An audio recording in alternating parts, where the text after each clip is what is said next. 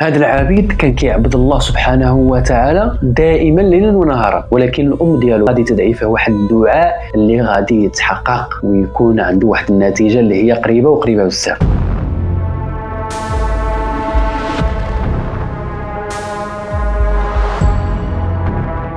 هذه القصة هذه وقعت في الزمن ديال بني إسرائيل. كان واحد العابد كيتعبد الله سبحانه وتعالى في الصومعة ديالو. العابد كان اسمه جريج، كانوا كيسميوه العابد جريج. فهذا الراجل هذا كان كيتعبد الله سبحانه وتعالى، كيصلي، كيتقرب منه دائما وابدا، كان من اعبد الناس في هذيك القرية هذه. فواحد النهار هو في الصومعة ديالو كيتعبد الله كيف ديما، هو كيصلي والام ديالو كتجي قاد كتنادي عليه من التحت، ولكن هو كان كيصلي. فقال يا ربي امي ام صلاتي، وكمل الصلاه ديالو، يعني ما قطعش الصلاه ديالو خلاها كتعيط. النهار الثاني كذلك جات الام يا فلان يا فلان يا فلان، ولكن هو عاود كان كيصلي. فقال يا ربي صلاتي ام امي، عاود كمل الصلاه ديالو وما قطعهاش وما تكلمش الام ديالو. النهار الثالث جات الام ديالو كذلك نفس الطريقه ولقاتو كيصلي كذلك. فقال يا ربي صلاتي ام امي وما استجبش، يعني ما تكلمش الام ديالو. فالام ديالو في هذيك اللحظه تعصبات، قالت يا ربي لا تميته قبل أن ينظر إلى وجوه المميسات.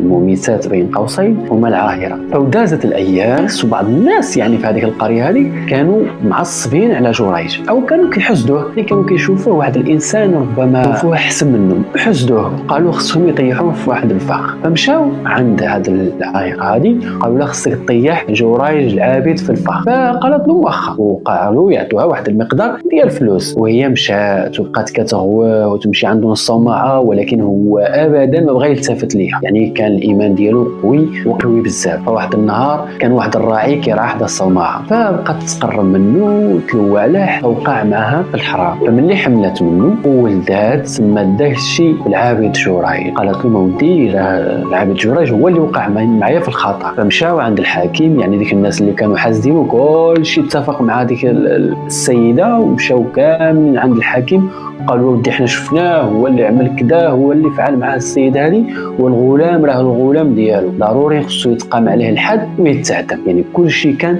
كارهو حيت هو احسن منهم كيعبد الله سبحانه وتعالى. فملي جابوا جريج عند الحاكم وبقى كيتجادل مع هذيك المميثه، لا انا ماشي انا وكذا، وانا ماشي ما عمري شفتك وما عمري وقعت معك في شي حاجه، حتى واحد ما تيقوا. قالوا له انت اللي عملتي الفاحشه مع هذا الانسان وهذا الولد هو ديالك. فجريج ملي كان كيعبد الله سبحانه وتعالى كانت عنده الحكمه، فمشى عند هذاك الغلام بيد هذيك السيده هذيك، والناس كلشي مجموع وكيشوف، ونزل يده على الراس ديالو وقال له شكون الاب ديالك، يعني هذاك الغلام صغير والناس كلشي كيشوف. فالحكمه الله سبحانه وتعالى وقعت هذيك المعجزه، تكلم هذاك الغلام وقال له الاب ديالي هو الراعي فلان.